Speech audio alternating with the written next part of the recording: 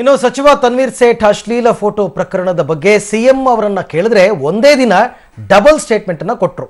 ಬೆಳಗ್ಗೆ 9 ಗಂಟೆ ಸಮಯದಲ್ಲಿ ಮೈಸೂರಿನಲ್ಲಿ ಮಾತನಾಡ್ತಾ ಮಾಧ್ಯಮದವರ ವಿರುದ್ಧ ನಾನು ಹೇಳಿದ್ದನ್ನ ನೀವು ಕೇಳಿ, ನೀವು ಹೇಳಿದ್ದನ್ನ ನಾನು ಕೇಳಲ್ಲ ಅಂತ ಸಿಟ್ಟಿಗೆದ್ರು.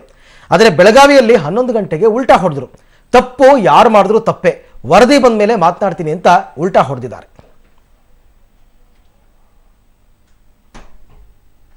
ಸತ್ಯನೋ ಸುಳ್ಳು ಅಂತ ನಾನು ವರದಿ ಬಂದ ಮೇಲೆ ನೋಡ್ತೀನಿ ಅಂತ ಹೇಳಿದ್ದೀನಿ. ಅನುಮಾನ ಅಂತ ಹೇಳದ್ನಾ?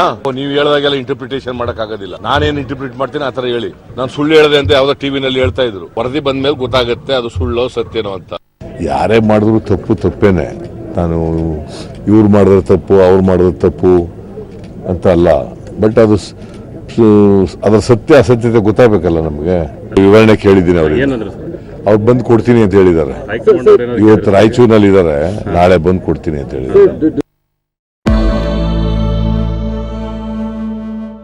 ಟಿಪ್ಪು ಜಯಂತಿ ಮಾಡಿದ್ದರಿಂದ ರಾಜ್ಯ ಸರ್ಕಾರಕ್ಕೆ ಬಂದಿದ್ದೇನು ಅನ್ನೋದು ನನಗೆ ಗೊತ್ತಿಲ್ಲ. ಕಾರಣ ಪಾರಂಪರಿಕವಾಗಿ ಚರಿತ್ರೆ ಭಾಗಗಳೇ ಭಾರತದ ಚುನಾವಣಾ ಚರಿತ್ರೆಯಲ್ಲಿ ನೋಡುವುದಾದರೆ ಸಾಮಾನ್ಯವಾಗಿ ಅಲ್ಪಸಂಖ್ಯಾತರು ಕಾಂಗ್ರೆಸ್ ಜೊತೆಯೇ ಇದ್ದಾರೆ.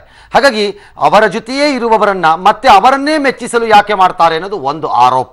ಬ್ರೇಕಿಂಗ್ ನ್ಯೂಸ್ ಇದೆ. ಯಲ್ಲಪ್ಪ ಮೃತದೇಹ ತಿಪ್ಪಗೊಂಡನಹಳ್ಳಿ ಜಲಾಶಯದಲ್ಲಿ ಈಗ ಪತ್ತೆಯಾಗಿದೆ ಅನ್ನುವಂತ ಬ್ರೇಕಿಂಗ್ ನ್ಯೂಸ್ ಸಿಗ್ತಾ ಇರುವಂತದ್ದು. 2 ದಿನಗಳ ಬಳಿಕ ಯಲ್ಲಪ್ಪನ ಮೃತದೇಹ ಪತ್ತೆಯಾಗಿದೆ.